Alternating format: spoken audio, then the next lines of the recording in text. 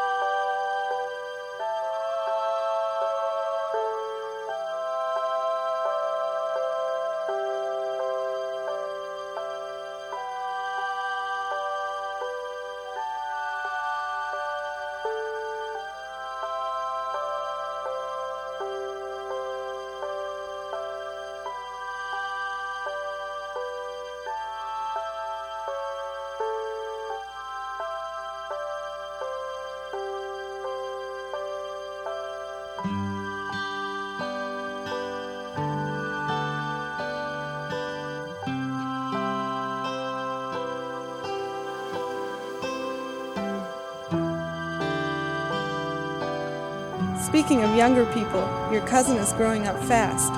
When he was 4 months old, he was sucking his thumb and waving his arms, and after a year he was grabbing hold of blankets and rugs, pulling things toward himself, seeing how close he could get. We must have seemed like pictures on TV. Soon he started talking and opened his mouth wide to describe something big, breathing heavily in and out. To him, each breath was like a thought.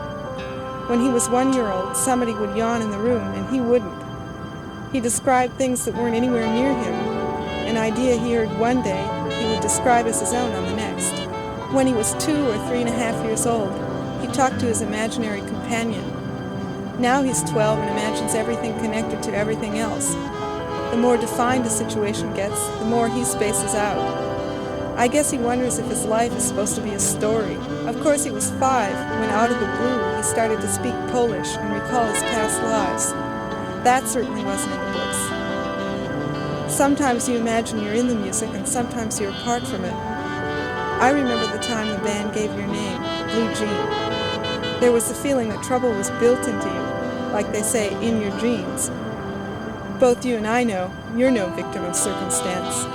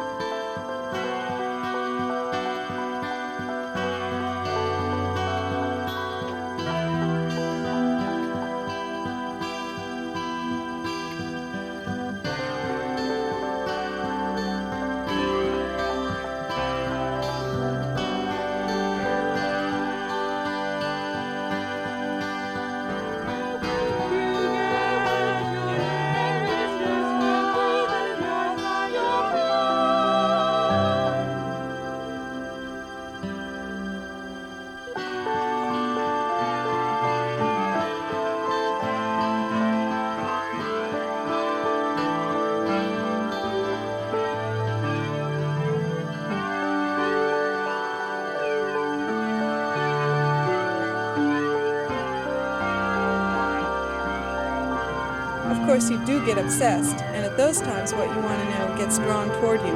How close can you get? Ghosts appear mostly in February.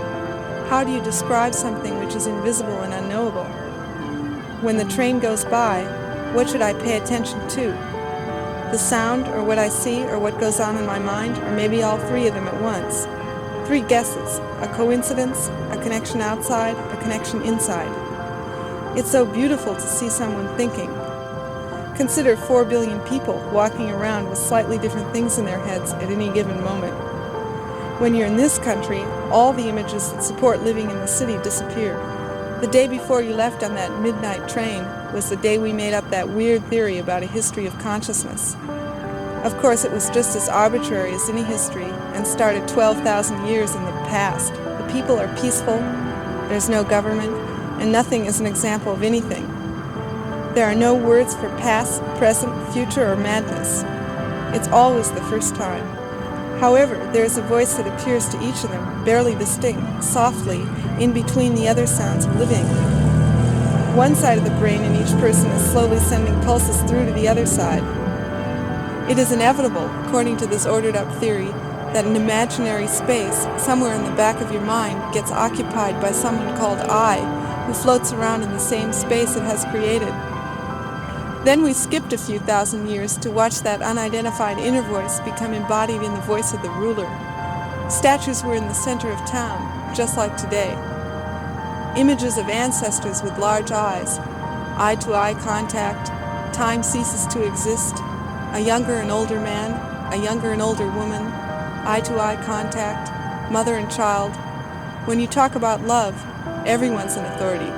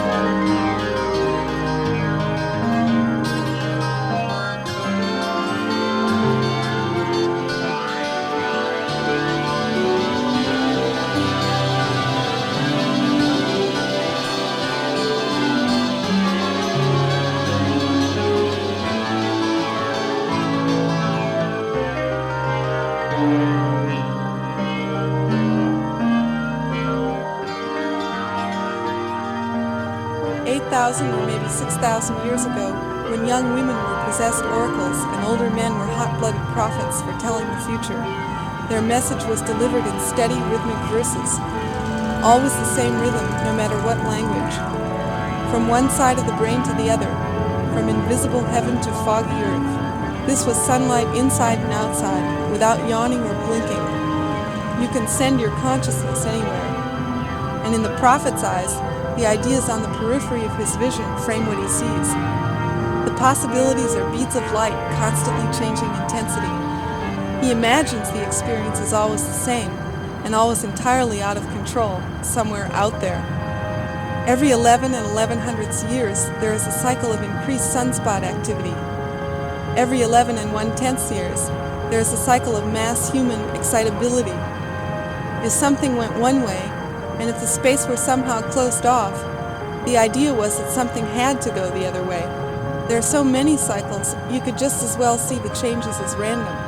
Someone called it peaceful coexistence, the way the waves travel through the same medium, the water, and cross through each other transparently without destruction. The rest of the story, Blue, was that the outside voices began to be heard inside 4,100 or maybe 3,700 years ago. People started to write laws down and make treaties. The world was pictured in sets of two, and the ideas of history, motives, and strategies were dreamed up. These went along with war, life stories, and authorities from outer space. On the periphery of this country, someone made up the notion that you could change yourself by changing your consciousness, without connections, beyond contradictions. His blood pressure was highest at 3 in the afternoon and lowest at 3 in the morning. When he started singing with his friends, someone would remember just the words, and someone would remember just the tunes. 2 points in space and 3 types of connections. When they went out on a date, each of them imagined his and her mom and dad had come along. A steady structure, a complete decision with only 4 moves.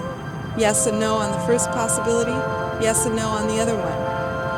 Did he need that image outside to have that feeling inside?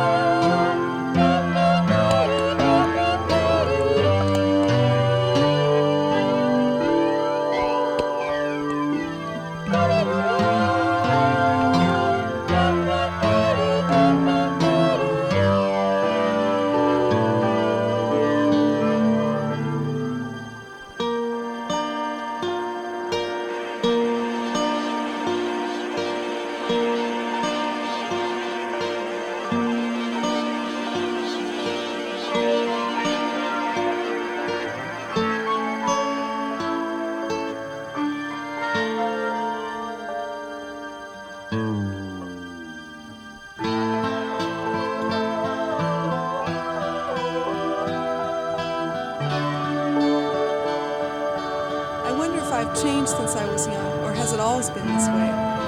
I guess I want a vision beyond consciousness, the way a culture takes 20 years to catch up to what can occur in a flash to one person. Someone who's done his thinking before he realizes it. I can accept the way I pay attention to things, even if every 96 minutes I get an urge to talk, eat, or kiss somebody. Yes, just anybody, Blue. And I start to pay attention to the miracles that I do know about. You know, I never set the alarm, and I always wake up on time. Even in a thunderstorm, my mother would wake up only when she heard her baby cry. When I play a piece on the piano once, it goes on rehearsing by itself, and it's easier to play the next time. And there are the coincidences and the invisible ideas that reveal themselves anytime you start to go through the motions. Are they really out there, Blue? Going to the center of town by calculated spirals which run down, going to the center of town randomly. All the energy is mysteriously conserved as the bird flies. From time to time I feel another world growing up among the one I experience every day, and it seems no conclusions can be drawn about anyone's eventual fate. Sometimes I put my fingertips on the top of my eyes and apply pressure slightly. Then the pressure is released, and flashes of light still remain floating among the forms that are shaped like networks. That pressure to move the lights is the same as taking on any idea to move my body. One side of my brain keeps rambling on to write me this letter, while the other side is setting it to rhythmic music, migrating from fundamental harmonics to the harmonics of those harmonics, building its own bridge. Part of light to a molecule, to fluorescence, to warmth, to my body and its rhythms, and back again. We are not attached or separate in space. Slipping in between the pulses of consciousness, UFOs appear mostly in April, coinciding with the sudden appearance and disappearance of stars. But anyway, it's always the first time.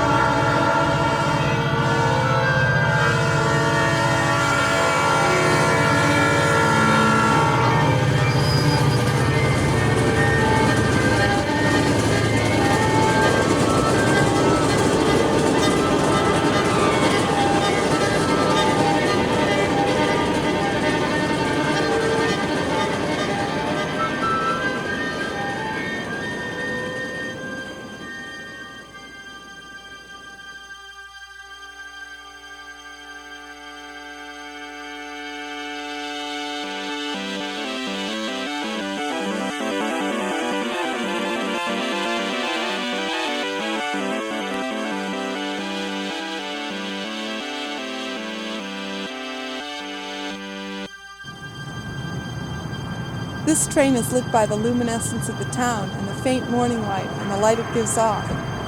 That light defines the area all around the train, just as your love defines the way you see the life closest to you. Is that too corny, Blue? Well, you know, that's how we are here. Right soon.